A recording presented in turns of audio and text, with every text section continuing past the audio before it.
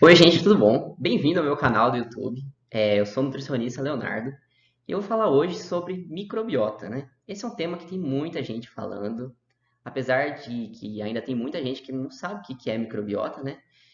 Mas é um tema que está muito na mídia aí. As pessoas ficam falando, tem que tomar probiótico, tem que comer kefir, tem que fazer tal coisa, né? Para melhorar a tal da microbiota. Mas o que é essa tal dessa microbiota, né? O que ela faz de bom pra gente? Então o vídeo de hoje é para falar sobre isso. Como que a microbiota nos ajuda? Bom, vamos começar falando, né? O que é a microbiota? Microbiota é a totalidade dos micro-organismos que colonizam o nosso corpo. O que isso quer dizer? Quer dizer que a gente tem micro-organismo em tudo quanto é lugar. Tem micro-organismo na mão, micro-organismo no rosto, no olho, na boca. Quando a gente fala de micro-organismo, a gente está falando de vírus, de bactéria, de fungo, tá certo? Então, ó, microbiota no rosto, na boca, tem microbiota no trato urinário também, né, nas partes íntimas. Além disso, nas vias respiratórias aqui dentro do nariz e principalmente, um local que a gente tem mais micro-organismo é no intestino, tanto no intestino grosso quanto no intestino delgado. E o foco do vídeo de hoje é especificamente relacionado a isso, né? A microbiota intestinal. Bom, quando a gente fala de microbiota, no caso hoje a gente vai estar falando principalmente sobre as bactérias, tá certo?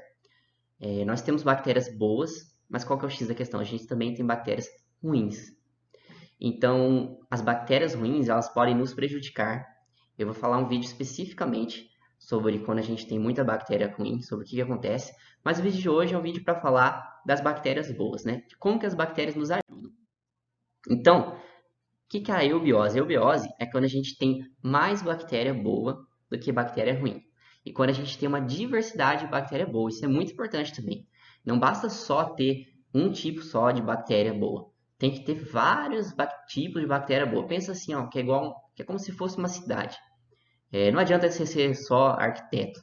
Você tem que ter arquiteto, nutricionista, engenheiro, garçom, cada bactéria boa fazendo o seu trabalho. Cada bactéria tem uma característica, ela consegue produzir uma coisa específica, ela consegue digerir uma coisa específica. Então a gente tem que ter uma variabilidade de bactérias boas, tá certo? E quando a gente tem uma predominância de bactérias ruins, a gente está em disbiose. A disbiose ela pode causar, ela está relacionada com uma série de doenças, mas não é foco do vídeo de hoje. Mas eu vou fazer o próximo vídeo, vai ser sobre disbiose, sobre aumento da permeabilidade intestinal, né? Como que as bactérias ruins podem nos prejudicar. Hoje a gente vai falar sobre as coisas boas, né? Como que as bactérias boas elas nos ajudam? O que elas fazem de bom para a gente? Então eu trouxe aqui algumas coisas só. Tem uma infinidade de coisas que a microbiota faz pela gente, mas ia ficar um vídeo bem grande se eu fosse falar de tudo. Então eu trouxe algumas aqui que eu achei interessante. O vídeo de hoje é só para ser ilustrativo, né? Um pouco mais didático. Bom, uma das coisas mais legais é que elas produzem vitaminas para a gente. Uma das principais vitaminas estudadas que a microbiota produz é a tal da vitamina K. A vitamina K, talvez o principal papel aí dela é ajudar na coagulação sanguínea. O que os autores, os pesquisadores, eles fizeram? Eles pegaram um grupo de pessoas que tomaram antibióticos. O que o antibiótico faz? O antibiótico ele mata as bactérias. A gente toma antibiótico quando a gente quer matar uma bactéria e está causando uma infecção na gente. Mas, consequentemente, a gente acaba matando também as bactérias boas. Então, o que os pesquisadores eles viram? Eles viram que pessoas que tomaram antibiótico, eles reduziram a protombina deles. O que isso significa? Significa que eles pioraram a coagulação sanguínea. O que isso significa? Quer dizer que eles estavam com uma deficiência de vitamina K, tá certo? Em compensação, eles pegaram outro grupo de pessoas que não comiam vitamina K, não tinham uma dieta com vitamina K. E esse grupo de pessoas não tinha problema de coagulação. Então, o que esse experimento eles nos mostra, né? Eles nos mostram que tomar antibiótico pode matar nossas bactérias boas, e essas bactérias boas, deixando de produzir vitamina K, podem causar uma deficiência de vitamina K na gente. Em compensação, se a gente não come vitamina K, mesmo assim a gente talvez não vai ter uma deficiência dessa vitamina, né? Por quê? justamente porque as bactérias estão produzindo a vitamina K. Outra vitamina que também está bem descrita na literatura que as bactérias produzem são diversas vitaminas do complexo B. Então, olha só o que esses autores trouxeram, né? Aqui está a nossa necessidade diária de vitamina B12, ó. Eles mostraram que as bactérias produzem até 31% da nossa necessidade diária de vitamina B12. Aí eu só botei aqui alguns exemplos, né, de porcentagem. Então, por exemplo, a vitamina B6 chega a produzir até 86% da nossa necessidade diária, né? Aí tem uma discussão sobre quantos por cento que a gente aproveita dessa vitamina. Alguns autores dizem que é um pouco mais, outros um pouco menos, mas a gente, de fato, a gente aproveita um pouco sim delas. Outra função que talvez seja a função mais importante é melhorar o nosso sistema de defesa. Como assim? O nosso sistema imunológico, nos locais do corpo que ele tem maior quantidade de células do sistema imunológico, é justamente no nosso intestino, no nosso trato gastrointestinal. Então, olha o que esses autores fizeram. Dá uma olhada aqui nesses camundongos da esquerda. Esses camundongos da esquerda são camundongos germ-free. O que isso significa? Significa que esses camundongos não têm microbiota. Eles não têm bactéria. Vocês já viram aquele filme do Jimmy Bolha? Que ele fica lá totalmente isolado? Esses camundongos são mais ou menos assim. O que eles fazem? Eles dão antibiótico para o camundongo e vão dando antibiótico sem parar para os camundongos, vão matando as bactérias. Aí esses camundongos, eles têm filhos, esses filhos também recebem antibiótico, e eles vão fazendo isso ao longo de gerações, até que chega um momento que consegue nascer um animal com absolutamente nenhuma bactéria, que é o tal do camundongo germ-free. Então, olha só, olha nessa imagem aqui de baixo.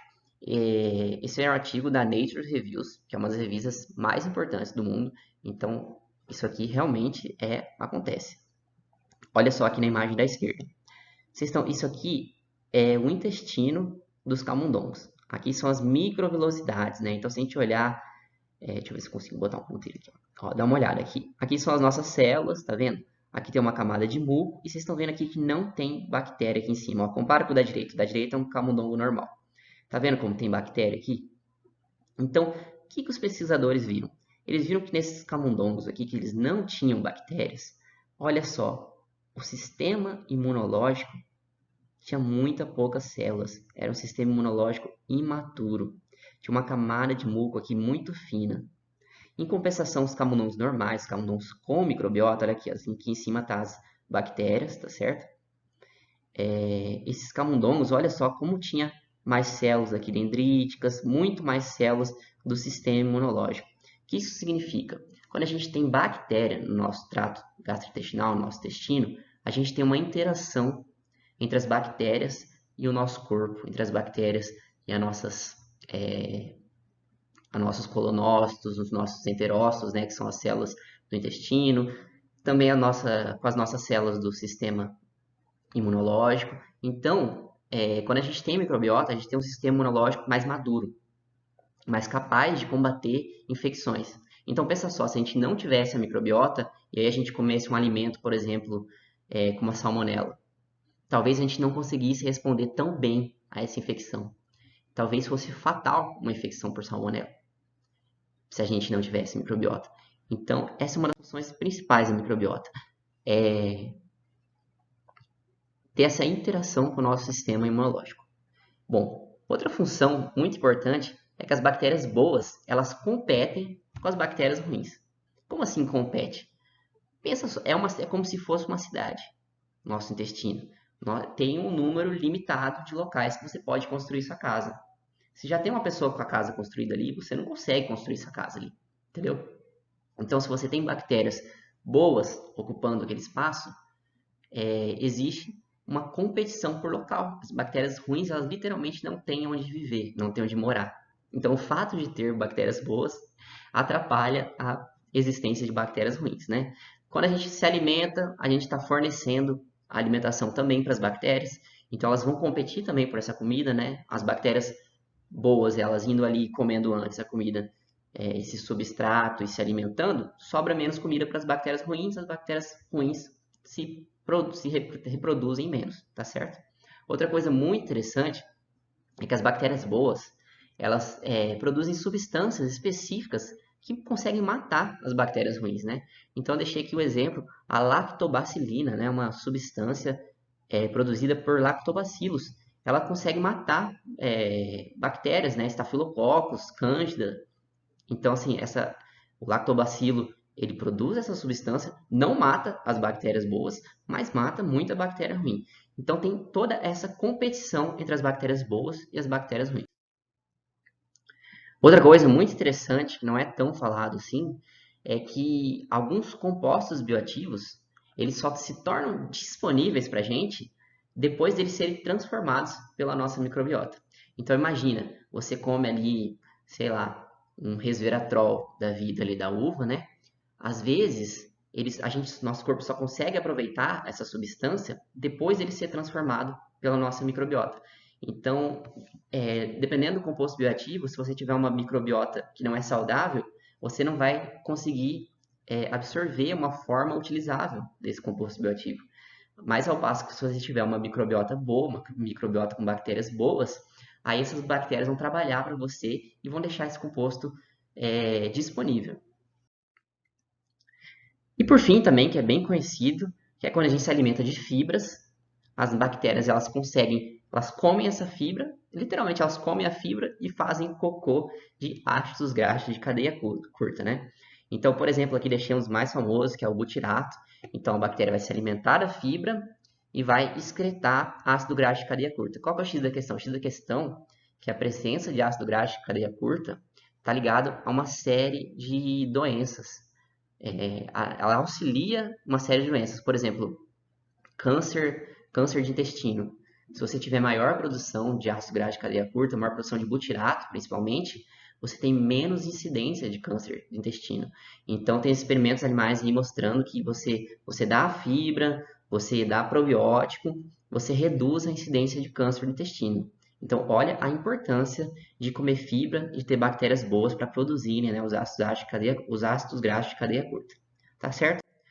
Bom, galera, esse foi só um vídeo aqui para dar alguns exemplos. As bactérias boas, elas fazem uma série de outras coisas boas para a gente, mas o vídeo ia ficar gigantesco se eu fosse falar de tudo aqui. Então, eu só trouxe aqui as mais interessantes. Eu vou fazer vídeo aqui, vou falar muito sobre câncer de intestino, vou falar sobre probiótico, né? O que é probiótico, o que é pré-biótico. Vou falar sobre bagaço de uva, como que o bagaço de uva, através da microbiota, pode reduzir a doenças cardiovasculares. Vou trazer uma série de alimentos aqui e a relação dos alimentos com a microbiota. Então, se você gostou desse vídeo, deixa um like aí, compartilha. Se você quiser também me seguir no Instagram, é @nutricionistaleonardo, tá certo? Valeu, até mais.